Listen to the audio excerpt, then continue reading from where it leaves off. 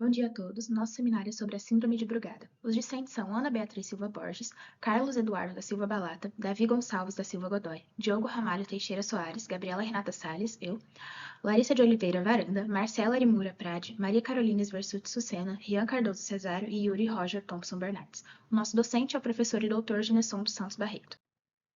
Dividimos nosso seminário em algumas partes, começando por introdução, metodologia, epidemiologia, etiologia, mecanismos e fisiopatologia, diagnóstico, estratificação de risco, gerenciamento, tratamento e qualidade de vida. Começando pela introdução. A síndrome de Brugada é característica por anormalidades na condução cardíaca, destacando anormalidades no segmento ST nas derivações V1 e V3 do ECG. A anormalidade específica refere-se ao padrão ECG do tipo 1, que é caracterizado por uma elevação distinta do segmento ST, seguida de uma concavidade para baixo, criando uma aparência característica em formato de célula. A síndrome apresenta alto risco de arritmias ventriculares, potencialmente levando à morte súbita. Geralmente, a síndrome se manifesta na idade adulta, mas o diagnóstico é possível desde a infância até a fase tardia da vida. A idade média de ocorrência de morte súbita é em torno dos 40 anos de idade. Por isso que é importante que a identificação da doença seja feita o mais previamente possível, para que ocorra um tratamento e uma prevenção dessa possível morte. O foco principal da doença para identificá-la é no gene SCN5A, identificado em cerca de 30% dos pacientes. A síndrome apresenta uma complexidade genética considerável. Então, além do SCN5A, vários outros genes foram identificados, e uma análise genética abrangente é essencial para compreender a causa em cada paciente. O diagnóstico é concluído através de sistema de pontuação de Xangai, considerando o ECG, o histórico familiar e clínico, e as mutações no gene SCN5A. Bom dia, meu nome é Carlos Eduardo e eu vou tratar agora a respeito da metodologia. E bem, para a construção desse nosso artigo de revisão narrativa, nós usamos como base para encontrar nossas referências bibliográficas um motor de buscas do PubMed, que usa a base de dados do Medline. E os descritores da nossa pesquisa foram ST Elevation, Brugada Syndrome e Electrocardiogram. E os nossos critérios de exclusão foram basicamente prezando pelos artigos que fossem completos e gratuitos, excluindo todos aqueles que fossem pagos e que estivessem em forma de resumo. Nós colocamos um intervalo de tempo de busca de 10 anos, ou seja, de 2014 até 2024, e com isso nós encontramos 168 artigos, ou 168 resultados. E os artigos que foram escolhidos e inclusos no trabalho foram escolhidos de forma individualizada por cada um dos autores da composição do artigo em si, totalizando 18 artigos para esse trabalho como referência. Sobre a epidemiologia, a síndrome de Brugada possui uma prevalência global de cerca de 0,05%. Destes, há uma predominância maior no leste asiático, onde pode chegar até 14 vezes a média global, ou seja, 0,7%. Há também ocorrência na América do Norte, com cerca de 0,15%, e na Europa, cerca de 0,017%. O leste asiático há um predomínio maior de diagnóstico justamente por questões genéticas. As mutações genéticas no gene SCN5A deixa essa região maior suscetível à predominância da síndrome de Brugada. Sobre a manifestação clínica, ocorre mais em adultos com mais de 40 anos, e destes há uma proporção de 8 homens para uma mulher, para cada mulher. Então, vale ressaltar também que o ECG, a síndrome de Brugada de ECG1 tem um predomínio de 1 para 2.000, enquanto a de ECG2 e 3 há um predomínio de 1 para cada 500. Sobre as mortes, a síndrome de Brugada é responsável por 4% das mortes cardíacas súbitas totais. E, enquanto isso, ela também é responsável por cerca de 20% das mortes cardíacas súbitas em indivíduos sem problemas estruturais no coração. Há uma ocorrência também de arritmia na síndrome de Brugada, as quais mais comuns são ataque cardíaco ventricular, fibrilação ventricular, bradicardia ou disfunção de condução do nódulo atrioventricular. Tratando da etiologia da síndrome de Brugada agora, vemos que existe ainda uma carência de maiores descobertas e maiores detalhamentos. E isso se faz perceptível quando tem o dado de que entre os diagnósticos de Brugada, apenas 30% deles contam com um diagnóstico de mutações genéticas que é conclusivo.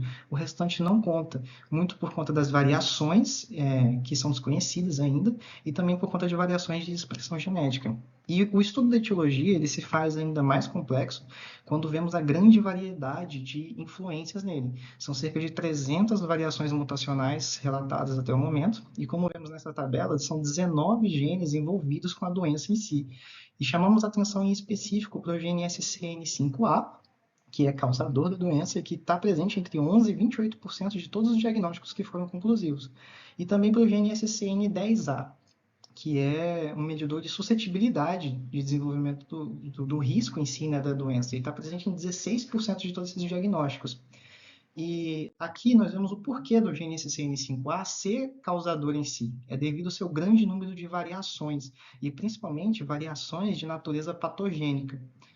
E, por fim, nós tratamos a respeito do padrão de herança da doença. Inicialmente acreditava-se que era de padrão mendeliano, do tipo monogênico, mas hoje sabe-se que não é bem assim, muito por conta dos vários polimorfismos que foram registrados em Brugada, também por conta de heranças poligênicas, e vemos também uma relação direta entre o número de alelos nos locos desses genes e o aumento do risco de se desenvolver a doença de Brugada, mostrando a correlação entre variações genéticas comuns e variações do tipo patogênico. Olá, gente, boa tarde. Meu nome é Larissa e nós vamos dar início aos mecanismos e fisiopatologia da Síndrome de Brugada. Bom, dando início à genética da Síndrome de Brugada. Ela é classificada como uma canalopatia cardíaca herdada autossômica dominante de penetrância incompleta. Alguns estudos a têm classificado como oligogênica e poligênica, ou seja, a presença de um gene tem mais influência que os demais, e variantes genéticas herdadas e variantes não genéticas, como a temperatura, vão alterar a expressão da doença. A patogênese é causada por disfunções em canais iônicos devido a mutações missense, nonsense, inserção e deleção e em locais de splicing. A variante mais comum que causa a síndrome de Brugada é a variante do gene SCN5A. Esse é o gene que codifica a subunidade alfa do canal de sódio dependente de voltagem. E as suas variantes vão gerar deficiência na ativação e na inativação das proteínas transmembranas dos ligandes interdomínios. Além disso, a sua variante vai gerar alteração nas proteínas dos canais dos terminais N ou C. Esse gene também é o responsável pelo potencial de ação na célula, na fase 0, e quando ele está mutado, ele vai gerar uma ativação tardia e uma inativação precoce, diminuindo o potencial de ação. Pode ainda ocorrer variantes de outros genes, como o SCN10B, que vai ser responsável pela subunidade beta do canal, que é uma subunidade auxiliar da subunidade alfa, e a sua variação vai gerar uma diminuição da densidade da corrente de sódio, um transporte intracelular defeituoso e uma diminuição da atividade do canal. As mutações também podem ocorrer em genes que não estão associados ao canal de sódio, como é o caso do gene CACNA1C, que é um gene que codifica a subunidade alfa do canal de Castro do tipo L, e a sua mutação vai gerar uma repolarização abreviada, e o gene KCNDR, responsável pela subunidade do canal transitório de saída do potássio, que vai, quando mutado, vai gerar déficits na corrente de potássio. Bom dia, meu nome é Diogo Ramalho e eu basicamente vou me aprofundar sobre os mecanismos iônicos da síndrome de Brugada. Um desses mecanismos é a redução da corrente de fluxo de sódio durante a fase 0, que é o processo de despolarização. Basicamente, os canais de sódio dependentes de voltagem das células cardíacas possuem subunidades alfas que, em associação a algumas outras proteínas, realizam esse processo de despolarização. Só que na síndrome de Brugada ocorrem mutações que vão gerar um mau funcionamento tanto desse canal de sódio quanto dessas proteínas, gerando obviamente uma redução da corrente de influxo de sódio. Outro fator associado é principalmente a acentuação do efeito da corrente repolarizante, que pode estar associado a dois fatores, tanto ao aumento, a uma hiperatividade dos canais de potássio, que vão gerar uma saída maior de potássio e acentuar esse efeito, ou mesmo uma diminuição do funcionamento dos canais de sódio e cálcio, que vão gerar, além de acentuarem esse efeito, um platô 2 mais curto, gerando, obviamente, efeitos associados à síndrome de Brugada. Olá, sou Rian Cardoso Cesário, vou estar falando acerca de mecanismos moleculares da síndrome de Brugada. Primeiramente, cabe ressaltar que essa síndrome é caracterizada como um distúrbio puramente elétrico. Contudo, exames de imagem e exames histológicos demonstram algumas alterações e condições morfológicas que podem estar caracterizando essa síndrome. Entre elas, a dilatação da via de saída do ventrículo direito, associada a uma menor capacidade de contração ventricular e um menor volume de sangue expelido. A infiltração gordurosa, aqui representada, a maior deposição de colágeno leva ao desenvolvimento de fibrose epicárdica e intersticial, sendo aqui representada. Também a presença de processos inflamatórios e necrose de miócitos, que indicam aí uma miocardite ativa. E algo que vale ressaltar é que tanto a fibrose intersticial quanto essa inflamação também são características da cardiomiopatia arritmogênica. Portanto, existe uma sobreposição entre as características da síndrome de Brugada e da cardiomiopatia arritmogênica. Outra característica é a redução da conexina 43, uma proteína que forma as junções comunicantes lá nos discos intercalares e promove o acoplamento elétrico dos miócitos. Logo, a redução da conexina 43 está sendo associada ao desacoplamento elétrico dos miócitos e atraso de condução. Aqui ela é vista sendo marcada por uma molécula fluorescente em cortes longitudinais e transversais. Em um coração saudável e um coração de uma pessoa com síndrome de Brugada. É evidente a redução drástica dessa proteína. Também uma migração anormal, reduzida das células da crista neural, as quais participam da formação do ventrículo direito, está sendo associada a uma menor expressão da conexina 43. Há duas hipóteses eletrofisiológicas associadas à síndrome de Brugada, tanto a hipótese despolarizante quanto a hipótese repolarizante. A despolarizante se pauta principalmente na velocidade de condução do potencial de ação, que depende tanto do belo funcionamento, dos canais de potássio, quanto das junções comunicantes, o que obviamente é prejudicado dentro da síndrome de Brugada. Isso vai gerar um atraso na condução na via de saída do ventrículo direito, e gerando ainda mais heterogeneidade de despolarizações nessa região, o que vai causar arritmias. Outra hipótese é a hipótese repolarizante, que se pauta basicamente no aumento relativo da corrente de repolarização. Isso vai causar dentro do epicárdio e do endocárdio uma diferença de repolarização tão grande que vai ser prejudicial. E isso, obviamente, gera mais mecanismos arrítmicos que vão ser associados à síndrome de Brugada. Bom dia a todos, meu nome é Ana Beatriz e eu vou iniciar com vocês a discussão sobre o diagnóstico da síndrome de Brugada. As alterações eletrocardiográficas, elas são a base para o diagnóstico dessa síndrome, são alterações na despolarização e na repolarização ventricular, na ausência de alterações estruturais cardíacas que possam causar o supradesnivelamento do segmento ST em precordiais direitas. São vistos três tipos. A gente tem o tipo 1 aqui na figura A, que foi o tipo originalmente descrito por Brugada. Ele é caracterizado pelo supradesnivelamento do segmento ST e do ponto J maior ou igual a 2 milímetros, seguido de uma onda T negativa. A gente tem também o tipo 2, visto aqui na figura B, que é caracterizado pelo supradesnivelamento do ponto J maior ou igual a 2 milímetros, um segmento ST gradualmente descendente, mas que se mantém ao menos 1 milímetro acima da linha de base, e uma onda T positiva ou bifásica, dando a esse conjunto um formato de célula. A gente também tem aqui o tipo 3 na figura C, que tem um segmento ST morfologicamente muito parecido com o do tipo 2, mas esse seu supradesnivelamento se mantém menor que 1 milímetro. Além disso, é recomendado que pacientes que tiveram alterações no CSCG do tipo 2 ou 3 para confirmação de diagnóstico, a realização do teste de provocação com bloqueadores de canais de sódio, que é realizado por meio da administração intravenosa desses bloqueadores. Alguns deles são a admalina, flecainide e a procainamida. A gente vê aqui um paciente antes da realização desse teste de provocação e aqui um paciente depois da administração da procainamida. A gente vê que houve aqui a elevação do segmento ST para confirmação do diagnóstico. Uma observação é que a admalina é bastante potente para realizar a elevação do segmento ST, por isso ela pode gerar até mesmo falso positivo em alguns pacientes. Bom dia, meu nome é Maria Carolina e eu vou continuar a discussão a respeito do diagnóstico. Até recentemente, o diagnóstico da síndrome de Brugada era feito com base apenas na análise de modificações dos padrões de eletrocardiograma.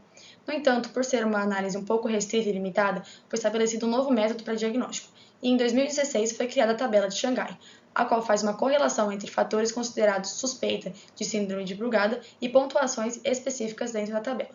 Ela leva em consideração alguns outros fatores, além dos achados em eletrocardiogramas, como os resultados de testes genéticos que são realizados no gene SCN5A, que está presente em cerca de 25% dos pacientes, a análise do histórico clínico, haja vista que algumas manifestações são comuns a vários pacientes, como a síncope, que estatisticamente vai ocorrer em cerca de 1/3 dos pacientes até o diagnóstico, a arritmia atrial, que ocorre em cerca de 10% dos pacientes, e a fibrilação ventricular, que é muito comum em pacientes com mutações no gene SCN5A.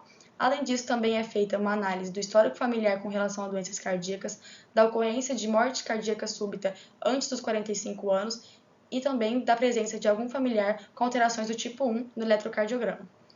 Todos esses fatores geram alguma pontuação dentro da tabela e o critério estabelecido para diagnóstico com base na tabela de Xangai é que pontuações acima de 3,5 pontos confirmam um diagnóstico de síndrome de Brugada, uma pontuação de 2 a 3 pontos tem o diagnóstico de síndrome de Brugada considerado possível e uma pontuação abaixo de 2 pontos, o diagnóstico de síndrome de Brugada é descartado. Agora, com relação à estratificação de risco, ela ocorre de maneira a identificar os pacientes com maior gravidade, que são aqueles com maior chance de ocorrência de eventos arritmicos graves, mas ela também identifica pacientes assintomáticos, de maneira a evitar a realização de procedimentos necessários. Ela facilita a tomada de decisão no que diz respeito ao tratamento e ao monitoramento, uma vez que classifica os pacientes de acordo com a gravidade, fazendo com que haja um gerenciamento mais específico para cada caso. Ela é baseada em fatores clínicos, eletrofisiológicos e eletrocardiográficos, dentre os quais se destacam a ocorrência de variações do ECG do tipo 1, a parada cardíaca ressuscitada e a síncope cardiogênica, a qual pode resultar em um risco de 2 a 5 vezes maior para a ocorrência de eventos arrítmicos graves. Outros fatores, como idade e sexo do paciente, não alteram a gravidade do caso e mutações do gene SNC5A também não estão consideradas na classificação da estratificação de risco. Para concluir, vários sistemas foram propostos para a estratificação de risco, mas como existem muitas divergências e contradições entre esses sistemas, nenhum foi estabelecido como correto. Por isso, são necessários mais estudos para que possam definir um método eficaz para a estratificação de risco no que diz respeito à síndrome de Brugada. Bom dia, meu nome é Davi e eu falarei sobre o gerenciamento e tratamento da síndrome de Brugada. O gerenciamento da síndrome de Brugada deve ser feito por profissionais especializados e realizado de maneira personalizada para cada paciente. Esse gerenciamento ele envolve a contraindicação de medicamentos de venda livre, especialmente aqueles que atuam bloqueando os canais de sódio. Também envolve a escolha de uma abordagem terapêutica ideal, e devido à grande influência genética na patologia, o profissional de saúde ele deve realizar o aconselhamento familiar e explicar a parte genética da doença, fazendo com que assim possíveis diagnósticos assintomáticos sejam revelados.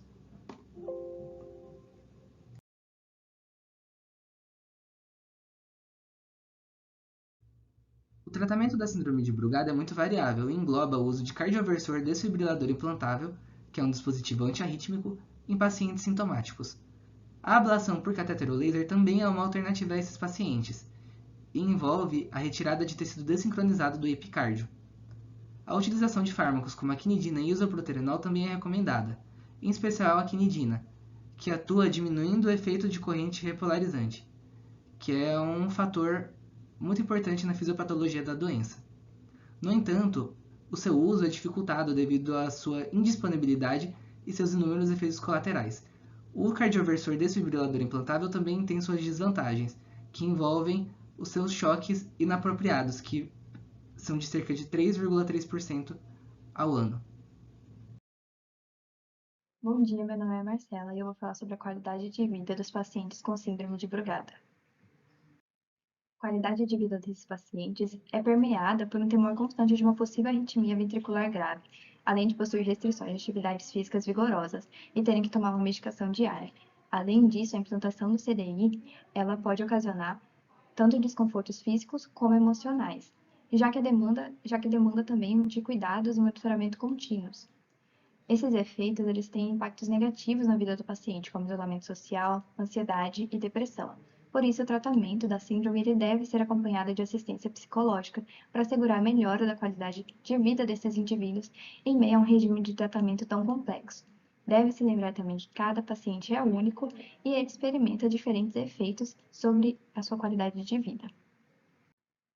É isso, obrigada pela atenção. Essas são as nossas referências.